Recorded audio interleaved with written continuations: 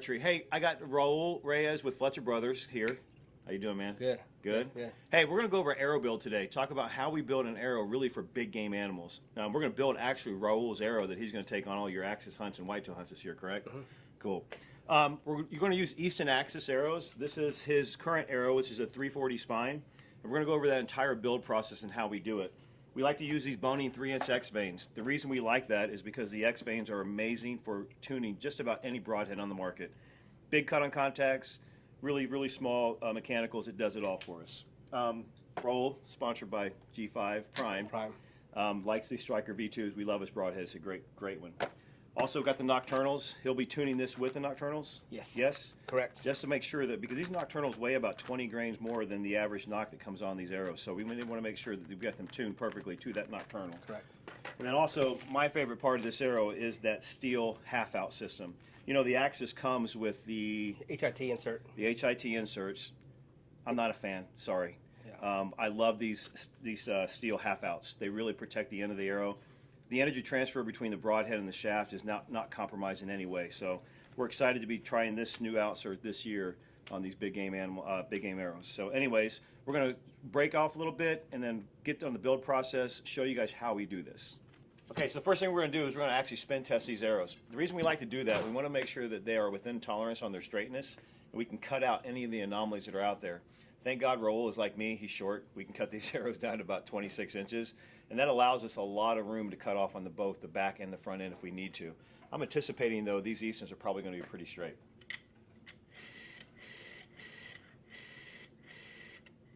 That's good.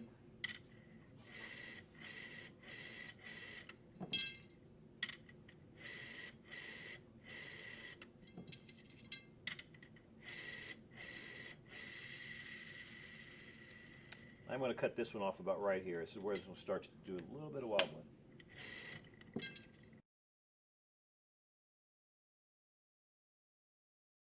So out of that entire 12, we've had 2 that are just a little bit off center, just on the end of them. We're going to cut about 2 inches off of that arrow shaft. You know, some of the guys out there will probably maybe pass judgment a little bit on the fact of not cutting all of them off. I really don't know why we do that. That's why we spin test. There's no reason to waste that carbon and just do an arbitrary cut an inch or an inch and a half back from the back knock.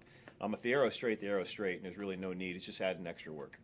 So we're going to head out back and go to the fletching side of it and start the inserting and all that fun stuff.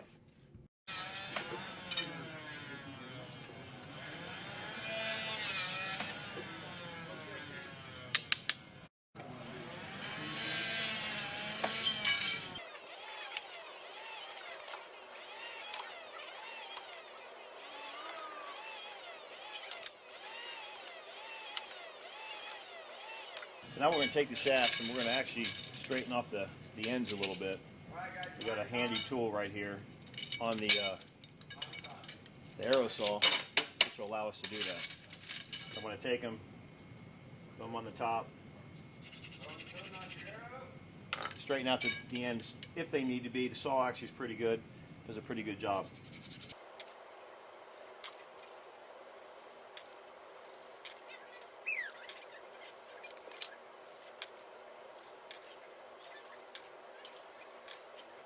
Okay, now we got all the ends squared up.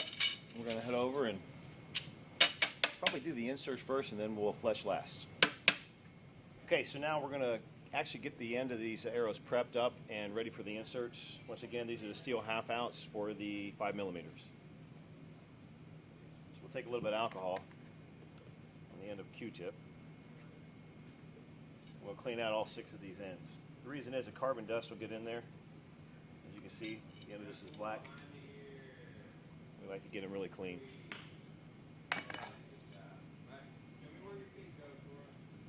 Do about half of them with one end. Get some more alcohol on the next.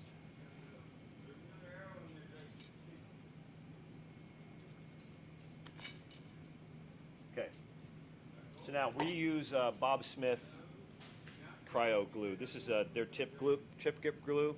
It is it's actually a rubberized compound. The reason we like this glue over top of the clear stuff that people use to fletch arrows is because they will crystallize, and when you get the arrow impact over and over in the target, they actually will start to break away like glass. So if you're pulling out inserts, I guarantee it's wherever you're getting your arrows done, they're using a fletching glue instead of tip grip glue. So once again, rubberized compound, it doesn't really set up hard. It stays somewhat pliable so that it can take the punishment of the arrows impacting the target over and over and over. So there's one big mistake that I think that people do when they're fletching arrows or actually putting in inserts. They use way too much glue. I go by the old premise of less is more. And this stuff is pretty amazing, and you really, really don't need to put that much on it. I'm probably going to run out of this. Oh, there it is. And I put way too much on this one. You only need about one side. That's actually too much. We're going to insert the tip in and make sure and turn it. You see me turning that shaft while I'm pushing it in. That helps spread it.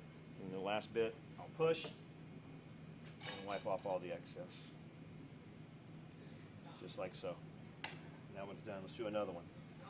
So once again, I'll usually do two sides, there and there. So I've got a little bit on each side. And I'll put that arrow in there and I'll spin it the entire time while I'm letting it go into the shaft. Get to the last bit, push in, and wipe off the excess. Okay folks, we got Raul's Black 5, I believe it is, here in front of us. And we just took off his target rest, which was a spot hog swap. And we're getting ready to install his Hamski hybrid hunter, because he's turning this sucker into a hunting bow. So Raul does a really good job of using target bow and hunting bow with the same equipment. So we're going to install the Hamski now. Probably one of the better rests on the market today. They actually cut their teeth on the tour as the Hamski Versa rest, and then 3 years ago started making these hunting rests, and they're amazing. We prefer limb-driven rests in our shop because they do cradle the arrow much longer than a traditional cable-driven rests. So all we're going to do is throw it on there and then tie his cable off on the bottom limb. So once again, the limb is the last part of the system to actually move, which is the reason why it cradles so much longer than a typical cable-driven rest. About 65% longer. You can actually Google that and look at it online. There's a lot of YouTube videos out about it. So down here we're tying a simple square knot on the yoke screw. Then we'll grab an Allen wrench and reset the tension cable. Now we took this off of, I think, of a CT3 roll. Prime Synergy Hybrid. And we're going to find out how close she is on the tune. I'm actually hoping she doesn't tune so you guys can watch the tuning process. So we're just going to kind of throw it on there. Not even eyeball it and see what happens. All right, folks, we got Raul over here, and he is going to now paper tune that rest.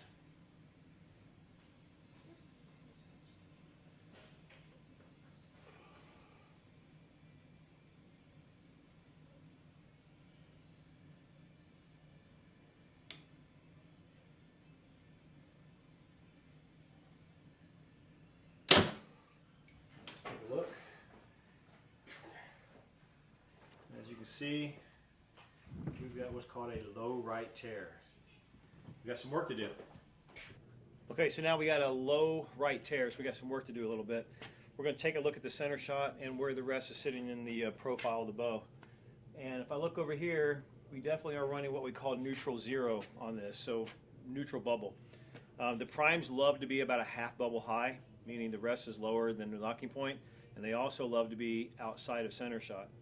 So we're going to go through and real quickly and fix this on the rest. What I love about this rest is that micro tune.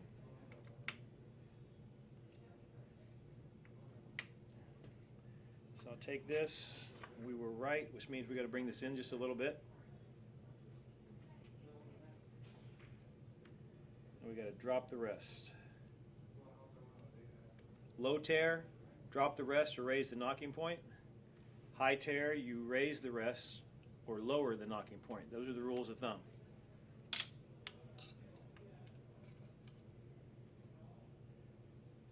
And we were right, so we're going to bring the rest in just about a half of a hash mark. Like so.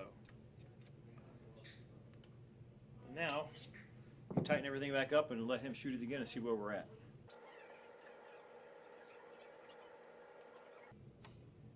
Okay. Okay, folks, here we are after we got that rest retuned. Let's see what happens.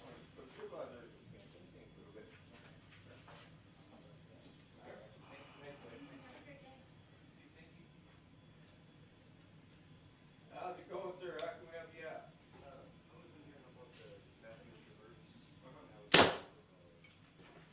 All right. What I love about these bows. Here we are, perfect bullet hole, easily fixed. Okay, we just finished up inserting those Eastern Axis arrows, so now I've got Miss Paige Jones and Miss Kenneth Stevens. They are two of our technicians here who are incredible at fletching, better than I am, no doubt. They're going to fletch those arrows and kind of walk you through how they are fletching and how they get the best bond for that vein going onto that carbon fiber arrow. So I'm going to turn it over to those two, and you guys are going to talk through exactly how you're doing that process, and then you're going to film it all. We're using the Boning X veins. We're using the 3-inch veins just because it's a little bit better for hunting, especially.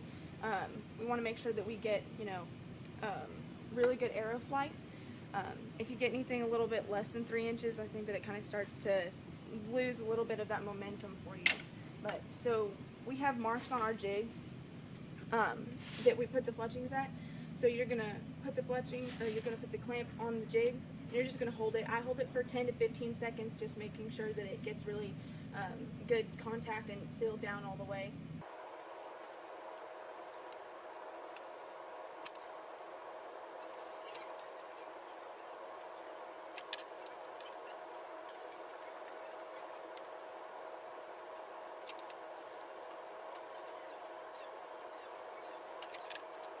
Alright, we're all done.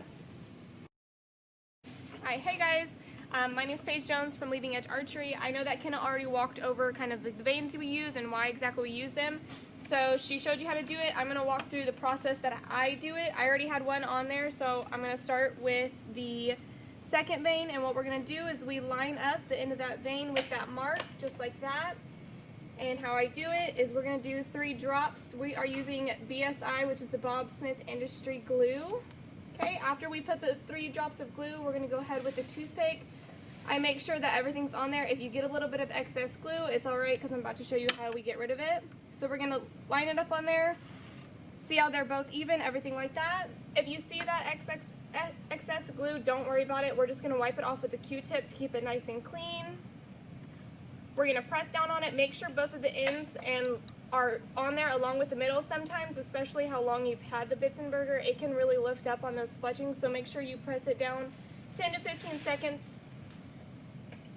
Alright, and then after that is done, you're just going to lift it up just like that, flip it over depending on if you have 3 or 4 fletched, run up with the Q-tip just like that. We're going to do another green one.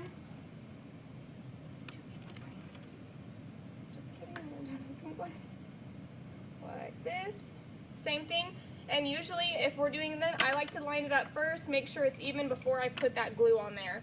But again, 3 dots, 3 small dots like this, 3. Take a toothpick and slide that glue on there, make sure every part of that is coated pretty well. And press it down. 10 to 15 seconds, and like I was talking about, that excess glue, don't worry about it. Nothing a Q-tip can't fix. Just like that, let it hold.